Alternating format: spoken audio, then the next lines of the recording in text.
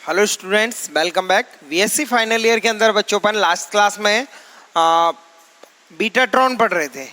Betatron क्या होता है, उसकी बनावट, उसका सिद्धांत, उसकी कार्यविधि, ये सब मैंने आपको लास्ट क्लास में बता दिया था।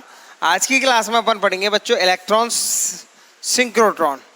इलेक्ट्रॉन सिंक्रोट्रॉन पढ़ेंगे। इलेक्ट्रॉन सिंक्रोट्रॉन सबसे पहले होता क्या है? इलेक्ट्रॉन सिंक्रोट्रॉन एक ऐसी मशीन होती है जिसके द्वारा इलेक्ट्रॉनों को त्वरित किया जाता है, या इलेक्ट्रॉनों को त्वरित करने के लिए, इलेक्ट्रॉनों को ऊर्जा देने के लिए एक मशीन बनाई गई जिसे इलेक्ट्रॉन सिंक्रोट्रॉन कहते हैं। बीटाट्रॉन में काम में लिए गए चुंबकीय ध्रुवों के भारी होने के कारण एवं बीटाट्रॉन का आकार स्थूल होने के कारण बीटाट्रॉन में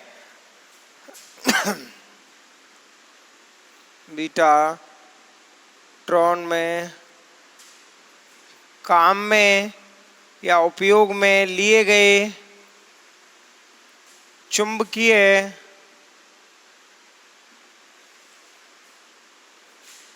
ध्रुवों का आकार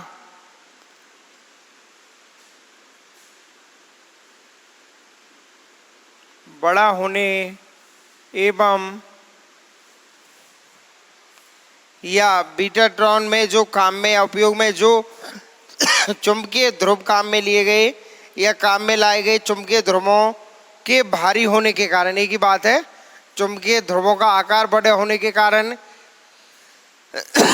या चुंबकीय ध्रुवों के भारी होने के कारण तथा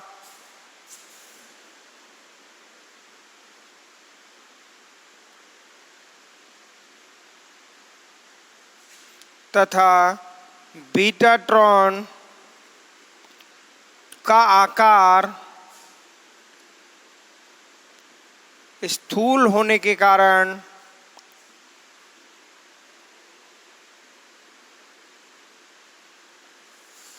एक ऐसी मशीन बनाई गई।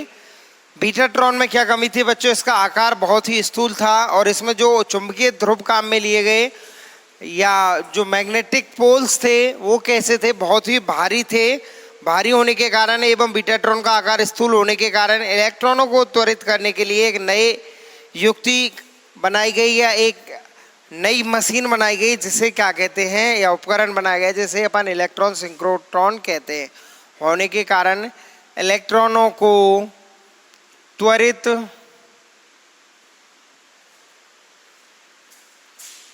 करने के लिए एक नई युक्ति बनाई गई जिसे क्या कहते हैं बच्चों? इलेक्ट्रॉन सिंक्रोट्रॉन कहते हैं। यानी बीटाट्रॉन क्या थी? स्थूल थी, इसके साइज बहुत ही लेंथी था और साथ ही इसमें जो मैग्नेटिक पोल्स थे, चुंबकीय ध्रुव थे, वो भी बहुत भारी होने के कारण इलेक्ट्रॉनों को एक्सीलरेट करने के लिए, त्वरित करने के लिए एक नई डिवाइस बनाई गई, युक्ति बनाई गई जिसे क्या कहते हैं अपन?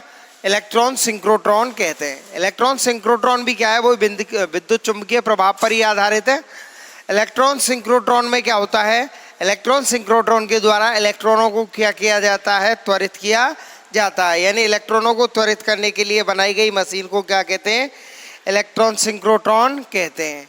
एक नई युक्ति या मशीन बनाई गई या उपकरण बनाया गया जिसे क्या कहते हैं बच्चों? Electron synchrotron. समझ में आ गया होगा इलेक्ट्रॉन सिंक्रोट्रॉन क्या होता है? इलेक्ट्रॉन सिंक्रोट्रॉन कहते हैं। इलेक्ट्रॉन सिंक्रोट्रॉन ऐसी डिवाइस है जिसके द्वारा इलेक्ट्रॉनों को क्या कर सकते हैं? एक्सीलरेट कर सकते हैं। वही विद्युत चुंबकीय प्रभाव के आधार पर सबसे पहले मैंने साइक्लोट्रॉन में आपको बताया था कि जो उसमें प्रॉब्लम थी उसे दो प्रकार से अपन क्या कर सकते हैं? हल कर सकते हैं। समान कला वाला साइक्लोट्रॉन में मैंने बताया था कि जो कण है और प्रत्यावर्ती जो स्रोत लगा है वो समान कला में रहे, यानी उनकी आरएफ सोर्स की आवृत्ति और कण की आवृत्ति समान रहे। इसके लिए या तो विद्युत चुंबकीय क्षेत्र है उसको परिवर्तित किया जाए, या फिर जो अपन ने आरएफ सोर्स लगाया उसकी आवृत्ति को परिवर्तित किया जाए। उनके आधार पर अपन ने क्या बनाया? उनके आधार पर ये इलेक्ट्रॉन सिंक्रोट्रॉन भी उसी आधार पर कार्य करता है। ठीक है, अब बात करते हैं इलेक्ट्रॉन सिंक्रोट्रॉन की बनावट की। इलेक्ट्रॉन सिंक्रोट्रॉन की बनावट कैसी होती है, देखिए बच्चों। देखिए बच्चों, ये क्या है, इलेक्ट्रॉन सिंक्रोट्रॉन की इस चित्र में मैंने आपको बनावट दर्शाई है। इलेक्ट्रॉन सिंक्रोट्रॉन के अंदर क्या होता है बच्चों, एक इलेक्ट्रॉन गन होता है, जिससे कि क्या होता है, ये है इलेक्ट्रॉन गन। इस इलेक्ट्रॉन गन से क्या होते हैं, इलेक्ट्रॉन उत्सर्जित होते हैं। और ये उत्सर्जित इलेक्ट्रॉन क्या होते हैं, इसके अंदर ये जो डफनट आकृति का प्रकोष्ठ है, डोनट आकृति का जो प्रकोष्ठ है, इसमें ये इलेक्ट्रॉन क्या होते हैं, एक्सीलरेट होते हैं, त्वरित होते हैं, ठीक है। और इसमें ये जब त्वरित हो जाते हैं तो त्वरित होने के बाद ये इस पर, ये क्या है, इसका लक्ष्य है। जब इनकी गतिज ऊर्जा क्या होती है, पर्याप्त मात्रा में बढ़ जाती है, तो उस स्थिति में क्या हो जाता है, इन्हें लक्ष्य पर आपतित करा देते हैं। और ये अनुनादी कोटर है बच्चों, और इस अनुनादी कोटर से क्या जुड़ा होता है, ये अनुनादी कोटर है, और इस अनुनादी कोटर से क्या जुड़ा होता है बच्चों, आरएफ सोर्स जुड़ा होता है। इन अनुनादी कोटरों से आरएफ सोर्स जुड़ा होता है। और इसके अंदर बच्चों जो अपने डेफिनेट आकृति का प्रकोष्ठ लिया है, इस प्रकोष्ठ के अंदर फ्लक्स छड़ें रखी जाती हैं। ये फ्लक्स छड़ें रखी जाती हैं। इस प्रकार का ये क्या होता है, इलेक्ट्रॉन सिंक्रोट्रॉन की बनावट होती है। उपरोक्त चित्र में आप इलेक्ट्रॉन सिंक्रोट्रॉन को देख रहे हैं। इलेक्ट्रॉन सिंक्रोट्रॉन में क्या होता है बच्चों, सिंक्रोट्रॉन में एक वलयाकार डोनट आकृति का प्रकोष्ठ होता है, और जिसे वलयाकार चुंबकीय ध्रुवों के मध्य रखा जाता है। इसमें क्या होता है, वलयाकार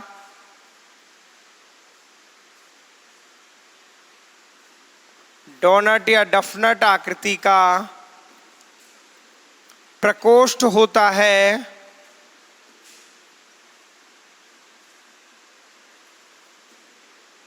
जिसे वलयाकार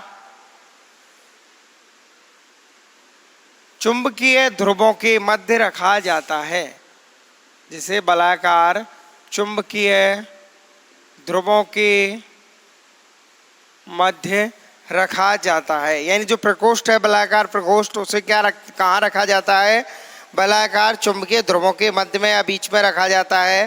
प्रकोष्ठ के बीच खाली भाग में फ्लक्स छड़ें भरी होती हैं, और प्रकोष्ठ में रखे अनुनादी कोटर के मध्य आरएफ सोर्स को जोड़ दिया जाता है। प्रकोष्ठ के मध्य, ये क्या है, चुंबकीय ध्रुव के मध्य, वलयाकार चुंबकीय ध्रुवों के मध्य रखा जाता है। और खाली भाग में, इस कोटर के खाली भाग में क्या होती है, फ्लक्स छड़ें रखी जाती हैं। फ्लक्स छड़ें रखी जाती हैं। और बच्चों अनुनादी कोटर से चित्र अनुसार आरएफ सोर्स को क्या कर दिया जाता है, जोड़ दिया जाता है। ये है इसकी बनावट। अब बात करते हैं इसकी कार्यविधि की। ये बनावट हो गई बच्चों। अब इसकी वर्किंग की बात करें अपन, कार्यविधि देखिए। कार्यविधि में क्या होगा, सबसे पहले इलेक्ट्रॉन गन से क्या होंगे, इलेक्ट्रॉन उत्सर्जित होंगे, इलेक्ट्रॉन इमिटेड होंगे, जिन्हें कि बे इलेक्ट्रॉन उत्सर्जित होंगे, जिन्हें कि अपन को क्या करना है बच्चों, त्वरित करना है। तो इलेक्ट्रॉन गन की सहायता से डेफिनेट आकृति के प्रकोष्ठ में इलेक्ट्रॉनों को प्रवेशित किया जाता है। सबसे पहले इलेक्ट्रॉन गन की सहायता से क्या करते हैं, इलेक्ट्रॉनों को डोनट या डफनट आकृति के प्रकोष्ठ में इलेक्ट्रॉनों को, कौन से इलेक्ट्रॉनों को, जिन्हें की त्वरित करना है, इलेक्ट्रॉनों को प्रवेशित किया जाता है। वे उन इलेक्ट्रॉनों को इस डफनट आकृति या डोनट आकृति के प्रकोष्ठ में प्रवेशित किया जाता है, जिन्हें की क्या करना है, त्वरित करना है। फ्लक्स छड़ों के परिवर्ती चुंबकीय क्षेत्र के कारण उत्पन्न प्रेरित विद्युत वाहक बल इलेक्ट्रॉनों को क्या करता है, ऊर्जा प्रदान करता है। इसके मध्य भाग में क्या रखा है, फ्लक्स छड़ें रखी हैं। इन फ्लक्स छड़ों के परिवर्ती चुंबकीय क्षेत्र के कारण प्रेरित विद्युत वाहक बल उत्पन्न होता है। देखो बच्चों, मैंने पहले ही आपको बताया था साइक्लोट्रॉन में कि एक में तो क्या होता है, अपन चुंबकीय क्षेत्र को क्या करते हैं, परिवर्तित करते हैं, और आरएफ सोर्स की आवृत्ति को क्या रखते हैं, नियत रखते हैं। और दूसरे में क्या करते हैं अपन, सिंक्रोसाइक्लोट्रॉन में तो ये करते हैं। और दूसरा जो सिंक्रोट्रॉन है, इसमें क्या करते हैं बच्चों, इस सिंक्रोट्रॉन में आरएफ सोर्स की आवृत्ति को तो क्या रख देते हैं, नियत रख देते हैं, और चुंबकीय क्षेत्र को क्या करते हैं, परिवर्तित करते हैं। चुंबकीय क्षेत्र को परिवर्तित करने के लिए इसके मध्य भाग में क्या रखा जाता है, फ्लक्स छड़ें रखी जाती हैं। तो इन फ्लक्स छड़ों की सहायता से क्या होता है, फ्लक्स छड़ों के कारण प्रेरित विद्युत वाहक बल उत्पन्न होता है। और ये प्रेरित विद्युत वाहक बल परिवर्ती चुंबकीय क्षेत्र के कारण प्रेरित विद्युत वाहक बल उत्पन्न होता है। और इस प्रेरित विद्युत वाहक बल के कारण क्या होती है बच्चों, इस प्रेरित विद्युत वाहक बल के कारण इलेक्ट्रॉनों को ऊर्जा प्राप्त होती है। प्रेरित विद्युत वाहक बल से क्या होते हैं, इलेक्ट्रॉन ऊर्जा प्राप्त करते हैं।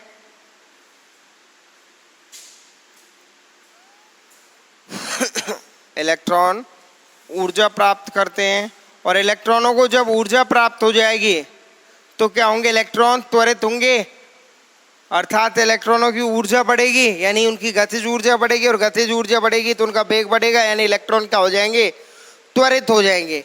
इस स्थिति में क्या होगा बच्चों, इलेक्ट्रॉन त्वरित हो जाएंगे। चुंबकीय क्षेत्र की उपस्थिति के कारण इलेक्ट्रॉन वृत्ताकार कक्षा पर त्वरित होंगे और इलेक्ट्रॉन की ऊर्जा में वृद्धि होती जाएगी।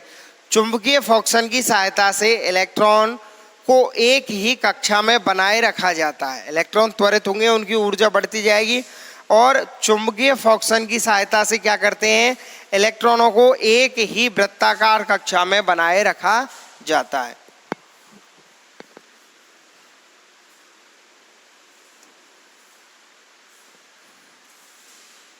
चुंबकीय फॉक्सन की सहायता से इलेक्ट्रॉनों को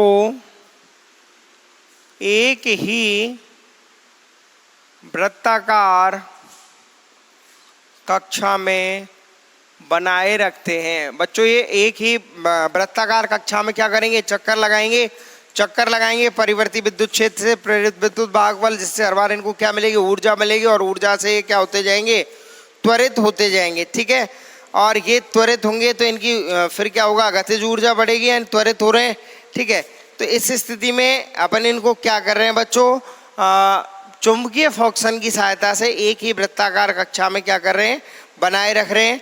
इस प्रकार इलेक्ट्रॉन की ऊर्जा क्या होगी, निरंतर हर एक चक्कर में इलेक्ट्रॉन की ऊर्जा क्या होगी, इंक्रीज होगी, बढ़ेगी, और इस प्रकार से इलेक्ट्रॉन की ऊर्जा लगातार बढ़ती जाएगी। फ्लक्स छड़ों को इस प्रकार से डिजाइन किया जाता है कि जब इलेक्ट्रॉन की ऊर्जा 2 या 3 मेगा इलेक्ट्रॉन वोल्ट के बराबर हो जाती है तो छड़ें संतृप्त अवस्था प्राप्त कर लेती हैं। यानी फ्लक्स छड़ों की जो डिजाइन है वो इस प्रकार से की जाती है कि ये हर चक्कर लगाएंगी तो इलेक्ट्रॉनों की ऊर्जा क्या होगी, बढ़ेगी।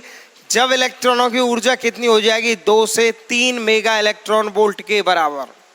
जब इलेक्ट्रॉन इतनी ऊर्जा से त्वरित हो जाएगा, या इलेक्ट्रॉन की ऊर्जा 2 से 3 मेगा इलेक्ट्रॉन वोल्ट हो जाएगी, तो ये छड़ें कैसी होंगी, संतृप्त अवस्था में आ जाएंगी।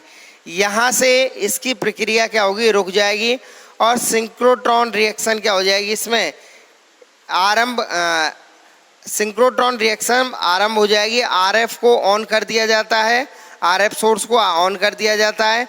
जब भी इलेक्ट्रॉन अनुनादी कोटरों से होकर गुजरता है तो इसे ऊर्जा प्राप्त होती है, जिससे कि इसकी ऊर्जा में क्या होती है, वृद्धि होती है। और इस प्रकार से इलेक्ट्रॉन सिंक्रोट्रॉन में इलेक्ट्रॉन स्थायी कक्षा में बहुत ही अधिक संख्या में चक्कर लगाता है, और जब ये पर्याप्त ऊर्जा प्राप्त कर लेता है तो इसे कक्षा से हटाकर क्या कर दिया जाता है, जब इलेक्ट्रॉन इसमें लगातार चक्कर लगाता है तो इसकी ऊर्जा क्या होती जाती है, बढ़ती जाती है, निरंतर ऊर्जा बढ़ती है। और जब इसकी ऊर्जा कितनी हो जाती है, पर्याप्त ऊर्जा हो जाती है, जितनी अपने लिए इसकी ऊर्जा चाहिए इतनी ऊर्जा हो जाती है, उस स्थिति में क्या करते हैं, इसको अपन इससे हटा के इसकी वृत्ताकार कक्षा से हटाकर फोकसन के द्वारा और किसी लक्ष्य पर क्या करा देते हैं बच्चों, आपतित करा देते हैं। ठीक है, इस प्रकार से ये क्या होती है, इसकी वर्किंग होती है। इलेक्ट्रॉन सिंक्रोट्रॉन में इस प्रकार से इलेक्ट्रॉन क्या होते हैं, त्वरित होते हैं। यानी इलेक्ट्रॉन सिंक्रोट्रॉन में क्या होता है बच्चों, प्रारंभ में कौन सी रिएक्शन होती है, बीटाट्रॉन की रिएक्शन होती है। जब तक कि इलेक्ट्रॉनों की ऊर्जा 2 से 3 मेगा इलेक्ट्रॉन वोल्ट नहीं हो तब तक इसमें कौन सी रिएक्शन होगी, बीटाट्रॉन वाली रिएक्शन होगी। ठीक है, और उसके बाद जब इसमें बीटा 2 से 3 MeV तक इलेक्ट्रॉनों की ऊर्जा हो जाती है, उसके बाद इसमें इलेक्ट्रॉन सिंक्रोट्रॉन की रिएक्शन स्टार्ट होती है। जब इलेक्ट्रॉनों की ऊर्जा 2 से 3 मेगा इलेक्ट्रॉन वोल्ट हो जाती है तो इलेक्ट्रॉन सिंक्रोट्रॉन की इसमें क्या होती है, रिएक्शन स्टार्ट होती है। परिवर्ती चुंबकीय क्षेत्र के कारण इलेक्ट्रॉन लगभग एक स्थिर त्रिज्या के वृत्ताकार कक्षा में ही चक्कर लगाता है। जब दौलित्र क्षेत्र की आवृत्ति का मान क्या रखते हैं, जबकि दौलित्र क्षेत्र की आवृत्ति का मान जिससे कि इलेक्ट्रॉनों को ऊर्जा प्राप्त होती है इसमें नियत रखते हैं। यह पाया गया है कि यदि इलेक्ट्रॉन की प्रारंभिक ऊर्जा 2 मेगा इलेक्ट्रॉन वोल्ट हो तो इनकी ऊर्जा में और अधिक वृद्धि होने पर वेग एवं द्रव्यमान में बहुत कम परिवर्तन होता है। वेग एवं इनके प्रभावकारी द्रव्यमान में बहुत कम अंतर या परिवर्तन होता है, क्योंकि 2 मेगा इलेक्ट्रॉन वोल्ट ऊर्जा के इलेक्ट्रॉन का वेग प्रकाश के वेग का लगभग 98% होता है। अतः इन इलेक्ट्रॉनों की आवृत्ति जिनकी ऊर्जा 2 MeV से अधिक है, सिंक्रोट्रॉन के अंदर डेफिनेट प्रकोष्ठ में निश्चित रूप से क्या रहती है, स्थिर रहती है, नियत रहती है। इलेक्ट्रॉनों की आवृत्ति कैसी रहती है बच्चों, इसमें नियत रहती है। अतः कला स्थायित्व के लिए दौलित्र क्षेत्र की आवृत्ति को भी क्या रखते हैं, इसमें नियत रखते हैं। ठीक है, इलेक्ट्रॉनों की आवृत्ति नियत रहती है। कला स्थायित्व प्राप्त करने के लिए अपन क्या करेंगे, RF सोर्स की आवृत्ति को भी क्या रखेंगे, नियत। यानी यहाँ पर ये जो मैंने कार्यविधि बताई इसमें क्या है, सबसे पहले तो स्टार्टिंग में इलेक्ट्रॉन को 2 से 3 मेगा इलेक्ट्रॉन वोल्ट की ऊर्जा के लिए बीटाट्रॉन वाली रिएक्शन करानी होगी, और जब इसमें 2 से 3 मेगा इलेक्ट्रॉन वोल्ट इलेक्ट्रॉनों की ऊर्जा हो जाएगी तो उस स्थिति में ये जो फ्लक्स क्षण है ये कैसी हो जाएंगी, संतृप्त हो जाएंगी, अपने काम को क्या कर देंगी, बंद कर देंगी। यहाँ बीटाट्रॉन की प्रक्रिया रुक जाएगी। अतः सिंक्रोट्रॉन रिएक्शन इसमें क्या हो जाएगी, आरंभ हो जाएगी। और इस सिंक्रोट्रॉन रिएक्शन को आरंभ करने के लिए क्या करते हैं बच्चों, अपन RF सोर्स को यानी रेडियो फ्रिक्वेंसी सोर्स को क्या कर देते हैं, ऑन कर देते हैं। जब इलेक्ट्रॉन अनुनादी कोटरों में से होकर गुजरता है तो इनकी ऊर्जा में लगातार क्या होती है, RF सोर्स को ऑन करने से ये जो जिससे ये कनेक्ट हो रहे हैं अनुनादी कोटर, ठीक है, इनमें से जब इलेक्ट्रॉन अनुनादी कोटरों से गुजरेगा तो उस स्थिति में क्या होगी, इनकी ऊर्जा हमेशा क्या होगी, त्वरित होगी। हर एक चक्कर में ऊर्जा बढ़ेगी। और इन अनुनादी कोटरों से इलेक्ट्रॉनों की ऊर्जा 2 से 3 तो अपन ने बीटाट्रॉन के सिद्धांत से कर ली। इसके बाद बढ़ाने के लिए अपन इनको हर बार एक ही कक्षा के किससे, एक कक्षा है नियत त्रिज्या की कक्षा, उसमें से इन अनुनादी कोटरों में से गुजार रहे हैं, जिसकी इसकी क्या होता है, इसकी एनर्जी में वृद्धि होती है, इसकी ऊर्जा में वृद्धि होती है। इसकी ऊर्जा में वृद्धि होने पर ऊर्जा जब पर्याप्त मात्रा में हो जाएगी तो इसे फॉक्सन के द्वारा अपने पथ से हटा करके किस पर आपतित करा देंगे बच्चों, इसे अपन निर्धारित लक्ष्य पर आपतित करा देते हैं। ये क्या है, ये है आपका इलेक्ट्रॉन सिंक्रोट्रॉन का कार्यविधि, वर्किंग। ठीक है, क्या होता है इलेक्ट्रॉन सिंक्रोट्रॉन, इसकी बनावट कैसी होती है और ये कैसे कार्य करता है। अब इसका मैं बता दूं आपको, मैथमेटिकल एनालिसिस, गणितीय विश्लेषण। देखिए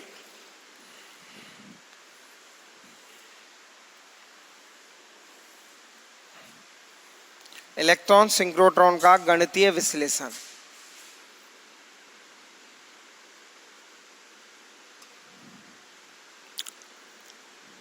देखिए इलेक्ट्रॉन सिंक्रोट्रॉन में इलेक्ट्रॉन किससे ऊर्जा प्राप्त करता है बच्चों, इलेक्ट्रॉन प्रेरित विद्युत वाहक बल से ऊर्जा प्राप्त करता है। इसमें माना कि इलेक्ट्रॉन सिंक्रोट्रॉन में इलेक्ट्रॉन की कक्षा क्या है, शुरू में अपन ने मानी इलेक्ट्रॉन सिंक्रोट्रॉन में कक्षा तो नियत है, स्थिर कक्षा के वृत्ताकार पथ पर ये चक्कर लगाता है। सबसे पहले माना कि इलेक्ट्रॉन सिंक्रोट्रॉन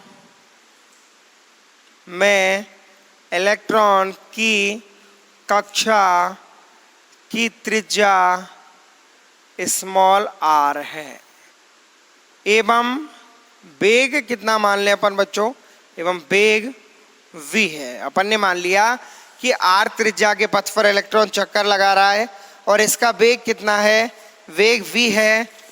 तो इस स्थिति में बच्चों अपन जानते हैं वही अभिकेंद्रीय बल चुंबकीय बल से ही प्रदान होगा। तो mv²/r बराबर क्या होगा बच्चों, qvv होगा या नहीं, ये v से v कैंसिल, यानी mv क्या आ गया, qvr।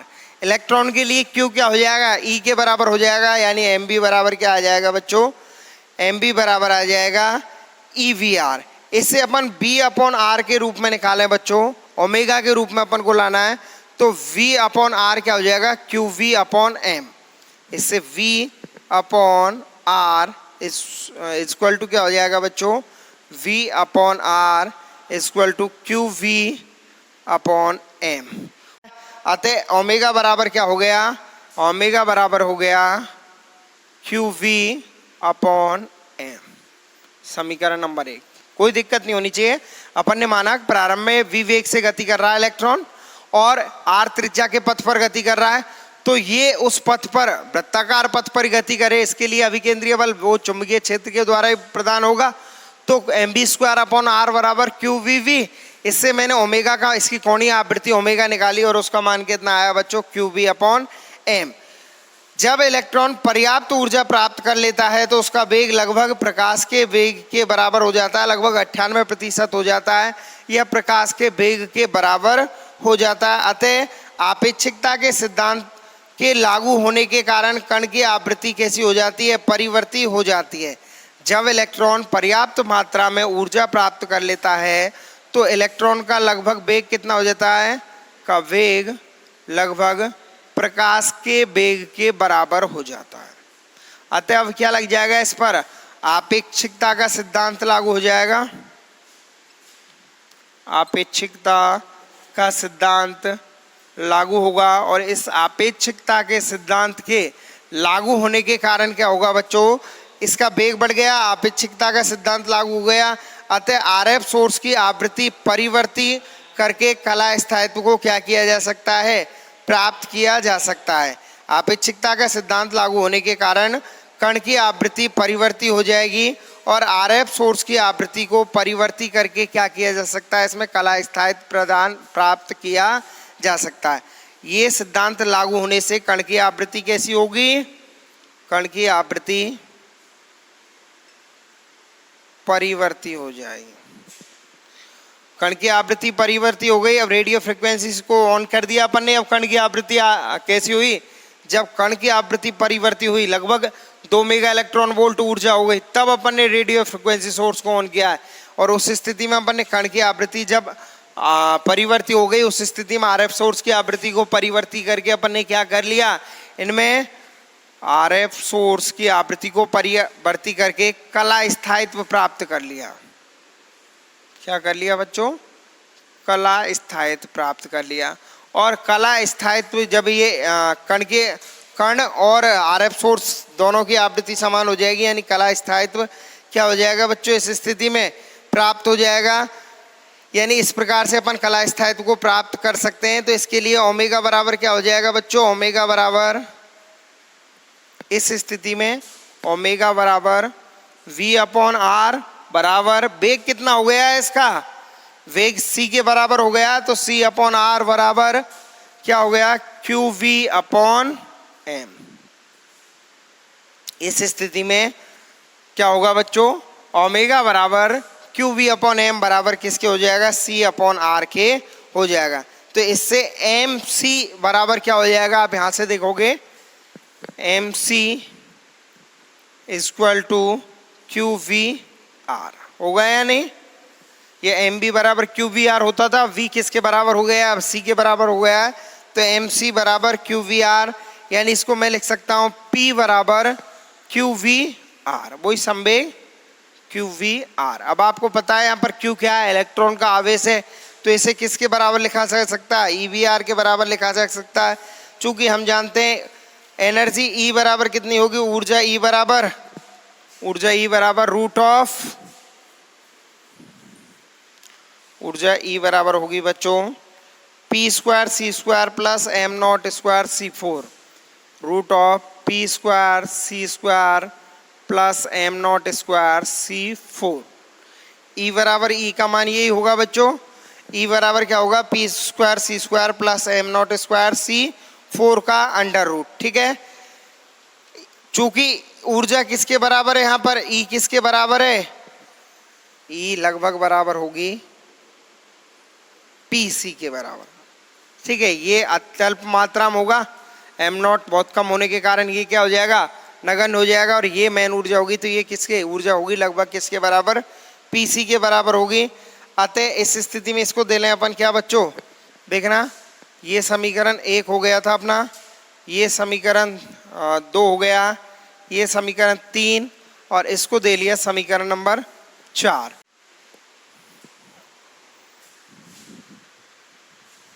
तो बच्चों इसमें देखेंगे आप समीकरण 3 से अपन ने क्या निकाला, P बराबर QBR, यहाँ से E बराबर लगभग PC के बराबर, तो P किसके बराबर हो गया लगभग बच्चा, देखना ये हो गया P लगभग बराबर E अपॉन C के बराबर। P लगभग किसके बराबर हो गया, E अपॉन C के बराबर, समीकरण नंबर 5।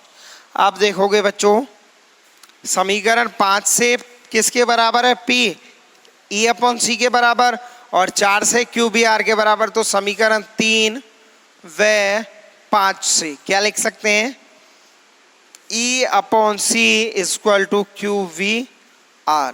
तो इससे E बराबर क्या हो गया बच्चों, QVRC। इस प्रकार से इलेक्ट्रॉन सिंक्रोट्रॉन द्वारा त्वरित इलेक्ट्रॉन की ऊर्जा को इस सूत्र की सहायता से क्या कर सकते हैं, अपन ज्ञात कर सकते हैं। यानी उपरोक्त सूत्र के द्वारा इलेक्ट्रॉन सिंक्रोट्रॉन में इलेक्ट्रॉन की ऊर्जा ज्ञात की जा सकती है। इस सूत्र के द्वारा इलेक्ट्रॉन की ऊर्जा ज्ञात की जा सकती है।